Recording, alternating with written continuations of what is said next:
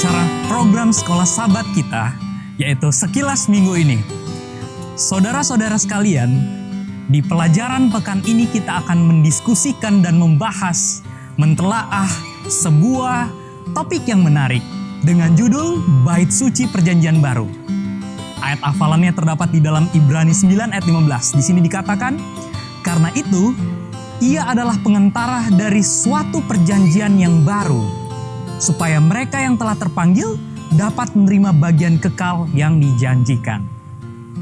Di dalam pelajaran pekan ini, kita akan sedikit membahas lebih jauh mengenai bait suci. Kalau kita lihat dari pendefinisiannya secara umum, kita ketahui bersama bahwa bait suci adalah tempat di mana tempat itu tempat yang dikuduskan untuk menyembah Allah yang Maha Kuasa.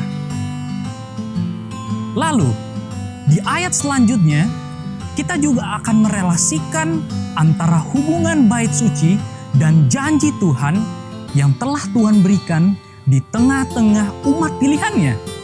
Lalu, apa peranan dari bait suci ini? Dan pertanyaannya, kenapa harus ada bait suci yang Tuhan telah letakkan di tengah-tengah bangsa yang terpilih ini? Bait suci ternyata merupakan suatu wadah atau bayangan dari apa yang akan terjadi mulai dari zaman bangsa Israel sampai kepada Tuhan menebus manusia dari jurang dosa. Lalu bagaimana proses yang telah terjadi di dalam perjalanan dari zaman ke zaman yang telah Tuhan katakan dan titahkan dan berikan kepada kita? Mari kita lihat di dalam Imamat 26 ayat 11 dan 12. Dikatakan, aku akan menempatkan kemah suciku di tengah-tengahmu dan hatiku tidak akan muak melihat kamu. Tetapi aku akan hadir di tengah-tengahmu dan aku akan menjadi Allahmu dan kamu akan menjadi umatku. Di dalam ayat ini, dengan jelas bahwa dikatakan ada hubungan yang harus terjalin, yaitu, saya ulangi, aku akan menjadi Allahmu dan kamu akan menjadi umatku. Dari kedua kata ini, antara hubungan terhadap Sang Pencipta, yaitu Allah sendiri, dengan umat-umatnya. Lalu, apa kaitannya antara Allah dan umatnya? Tentu, kaitannya adalah sebagai seorang penyembah dan yang satu adalah sebagai ciptaan. Kedua hubungan inilah yang diharapkan dapat semakin tererat dan semakin terjalin sehingga selalu harmonis. Kita baca di dalam Ibrani 9 ayat 22. Dikatakan, dan hampir segala sesuatu disucikan menurut hukum Taurat dengan darah, dan tanpa penumpahan darah tidak ada pengampunan. Lalu apa yang dimaksud dengan pertumpahan darah? Kalau kita melihat proses yang terjadi di dalam bait suci ketika bangsa Israel hidup dalam pelarian, kita ketahui bersama bahwa terjadi pengorbanan makhluk hidup, di mana pengorbanan itu bertujuan untuk memindahkan pelanggaran yang telah dilakukan oleh seseorang, lalu korban itu disembelih, dibunuh, dan menjadi pengganti akibat dosa dan pelanggaran yang telah mereka lakukan.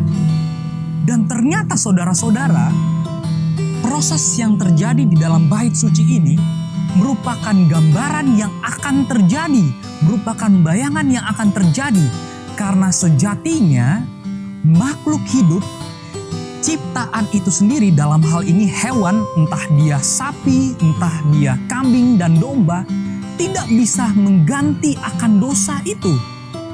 Lalu apa maksudnya? Maksudnya adalah ini menjadi simbol bahwa nanti akan ada entitas yang mengganti peran dari korban bakaran ini untuk menebus manusia dari dosa. Sungguh luar biasa bahwa rencana-rencana keselamatan, penebusan sudah disiapkan bahkan jauh sebelum dari proses yang terjadi ketika bangsa Israel keluar dari Mesir. Kenapa ada sistem pengganti seperti ini? Apa yang ingin disampaikan? Apa pelajaran penting yang bisa kita ambil dari pengganti pelanggar akan hukum Allah yang harus ditebus dengan darah yang dicurahkan dan dipercikan di dalam bait suci? Mari kita buka di dalam Galatia 1 ayat 4. Di sini dikatakan, yang telah menyerahkan dirinya karena dosa-dosa kita untuk melepaskan kita dari dunia jahat yang sekarang ini menurut kehendak Allah dan Bapa kita. Ternyata pengganti akan penebus dosa yang Allah telah berikan kepada kita, harusnya kita yang dibunuh, harusnya kita yang disembelih, harusnya kita yang menanggung akibat dosa tersebut. Tetapi saudara-saudara, posisi kita sangat luar biasa. Tuhan yang mengganti akibat dosa dan pelanggaran yang telah dilakukan oleh manusia.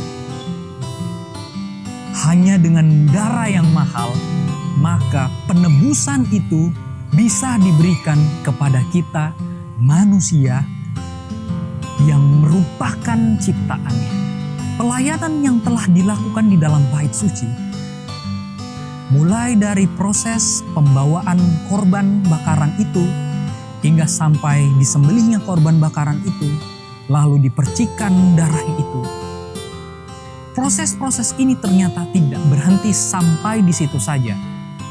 Karena setelah itu, dia tetap melakukan kehidupannya seperti semula. Dan mungkin ke depannya masih akan ada pelanggaran-pelanggaran yang dilakukan. Lalu apakah sampai ketika dia melakukan korban bakaran, maka dia akan terjamin dengan dosa-dosa selanjutnya? Tidak, saudara-saudara sekalian. Demikian pula penebusan yang Yesus lakukan ketika dia mati di kayu salib.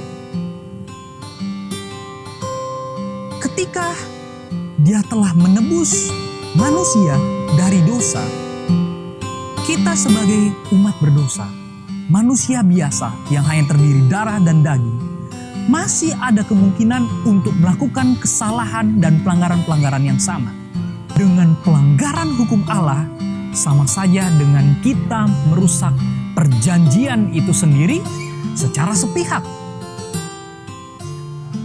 Disinilah peran penting yang Yesus berikan kepada kita, bahwa pelayanan yang dilakukan tidak hanya berhenti sampai dia mati di kayu salib. Karena tujuannya adalah untuk merawat kita, untuk menjaga kita, supaya kita tetap dalam satu jalan yang terarah, lurus, dan itulah yang akan membawa kita menuju keselamatan. Lalu kembali lagi dengan pertanyaan awal, apa peran dari bait suci ini? Apa guna dari penebusan ini? Dengan hadirnya bait suci, ini menjadi wadah bagi kita agar hubungan kita terhadap Sang Pencipta kita, Allah kita yang Maha Agung, tetap terjalin dan terpelihara setiap harinya.